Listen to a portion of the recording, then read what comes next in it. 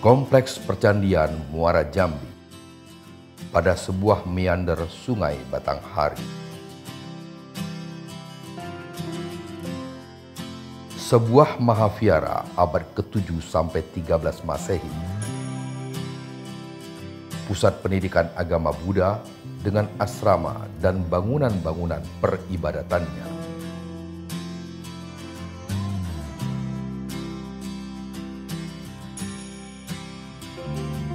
Tiga belas kelompok bangunan berbaris memanjang di tepian Sungai Batanghari. Tembok keliling di setiap kelompok bangunan.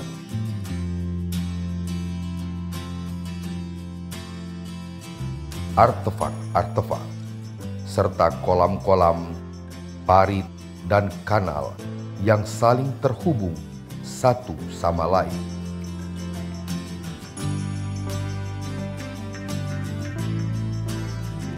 Berada di tepian Sungai Batanghari, sebuah persyaratan telah terpenuhi bahwa bangunan suci harus didirikan di dekat sumber air, sebagaimana dikatakan dalam kitab Silpa Sastra. Akan tetapi, ada persyaratan lain yang tidak dipenuhi. Candi-candi di Muara Jambi tidak didirikan pada tempat yang kering. Lokasi percandian senyatanya berada di area lahan basah. Lingkungan rawa yang dipengaruhi pasang surut air sungai. Luapan air Sungai Batanghari kerap menggenangi daerah di sepanjang tepiannya.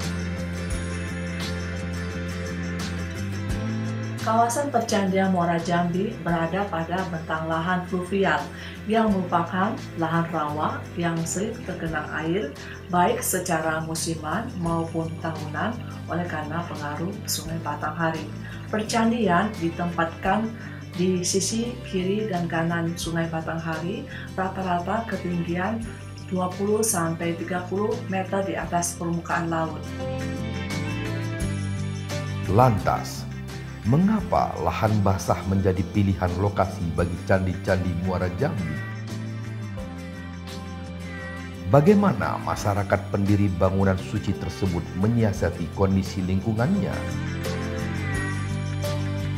Dan bagaimana pola ruang percandian yang terbentuk?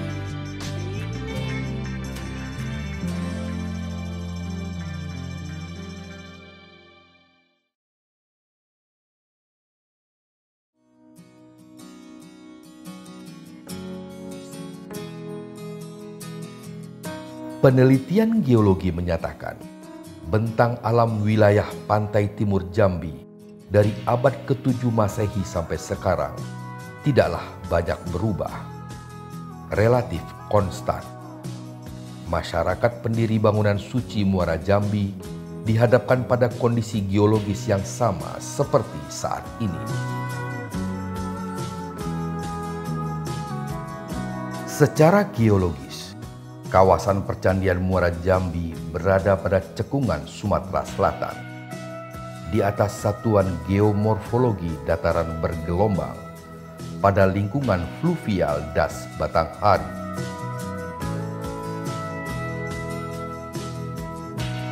Dalam pembentukan cekungan Sumatera Selatan, batuan yang terangkat akibat proses tektonis terus-menerus dipotong oleh aliran sungai, membentuk gejala anteseden. Aliran Sungai Batanghari yang mengarah ke timur setelah menembus formasi Kasai membelokkan alirannya ke utara mengikuti orientasi formasi tersebut hingga kemudian membentur formasi Muara Enim, mengiris jurus batuannya melewati wilayah di mana Percandian Muara Jambi berada dan terus ke arah timur mencari jalannya sendiri menuju laut.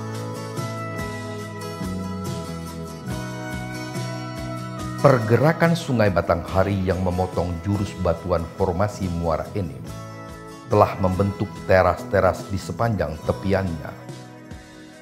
Lokasi percandian berada di puncak antikline formasi Muara Enim yang berumur antara Miosen akhir sampai Pliosen awal.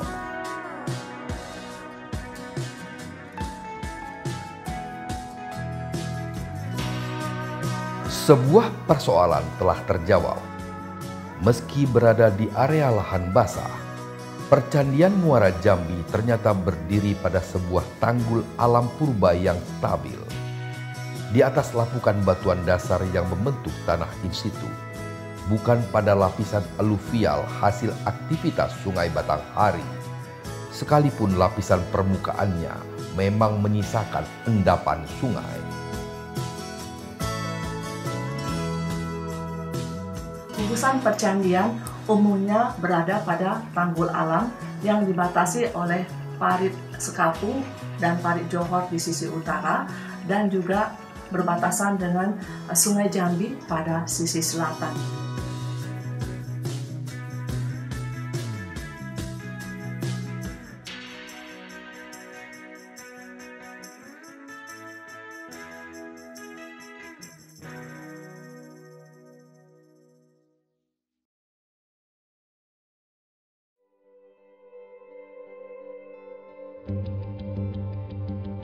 Pemahaman masyarakat pembangun Candi Muara Jambi terhadap lingkungan setempat tentu saja tidak sebagaimana para peneliti geologi.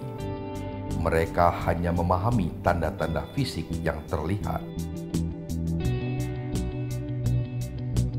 Kelurusan badan Sungai Batanghari di lokasi percandian tampaknya diyakini sebagai petunjuk kekokohan struktur teras tepiannya.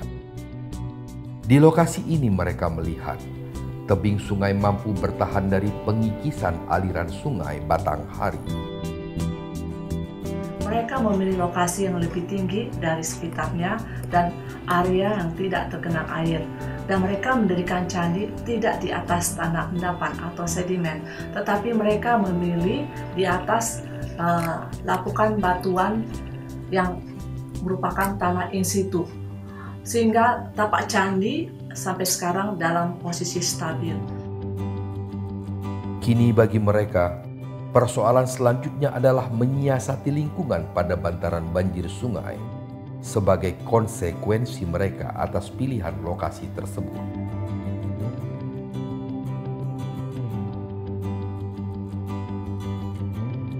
Candi-candi Muara Jambi tidak dibangun untuk ditinggalkan. Di masa lalu, ia memiliki fungsi dalam kehidupan masyarakat pendukungnya. Di lingkungan sekitar percandian, pasti selalu ada hunian. Pondokan para pengelola bangunan suci dan penyelenggara upacara keagamaan, asrama para siswa, pondok untuk para peziarah, atau pemukiman masyarakat yang memiliki ikatan religius dengan bangunan suci tersebut. Kawasan Percandian Muara Jambi berisikan bangunan-bangunan wihara yang berfungsi sebagai tempat pendidikan dan tempat ibadah bagi umat Buddha pada masa lalu. Sedangkan lokasi hunian lama berada di sisi tenggara dan sisi selatan daripada kawasan Percandian Muara Jambi. Untuk kehidupan di pemukiman, sumber mata air tidak pernah ditemukan di kawasan percandian. Kebutuhan air untuk keseharian dan ritual keagamaan hanya diperoleh dari sungai dan tadahan air hujan. Kolam-kolam lantas dibuat sebagai tempat penampungan air. Kanal-kanal dan parit digali untuk mengalirkan air Sungai Batanghari ke dalam kawasan percandian. Kanal dan parit tersebut sekaligus berfungsi sebagai pengendali banjir, juga sebagai penguras limpahan air Sungai Batanghari setelah pasang.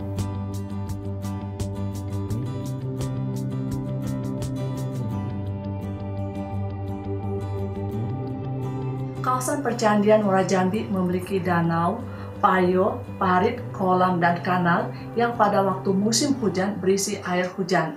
Air hujan tersebut menjadi cadangan air di kawasan Percandian Muara Jambi. Selain berfungsi sebagai cadangan air, keberadaan kolam dan kanal di dekat percandian berfungsi sebagai sarana ritual pada waktu kegiatan keagamaan pada masa lalu.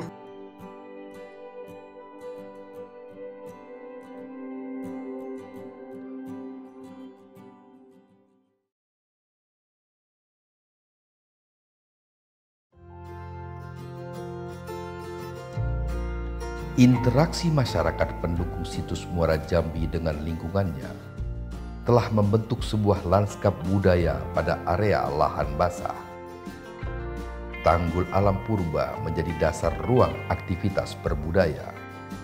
Berbatas keberadaan sungai, sebaran budaya materi, serta jejak-jejak pengelolaan dan pemanfaatan lingkungan. Pola ruang tercipta dalam kesatuan lingkungan fisik alami dan binaan. Namun sejalan dengan konsep keagamaan, tetap ada batasan tegas di antara unsur ruang yang hadir. Bangunan suci dan halamannya yang dikelilingi tembok adalah ruang sakral. Di luar tembok, ruang profan. Diperuntukkan bagi pemukiman dan lahan budidaya. Lingkungan di sebelah utara kompleks percandian merupakan daerah rawa dengan jenis tanah gambut yang kaya akan unsur-unsur organik, cocok untuk pertanian dan perkebunan. Di pemukiman, masyarakat tinggal di rumah-rumah kayu, berkaki tiang-tiang kayu.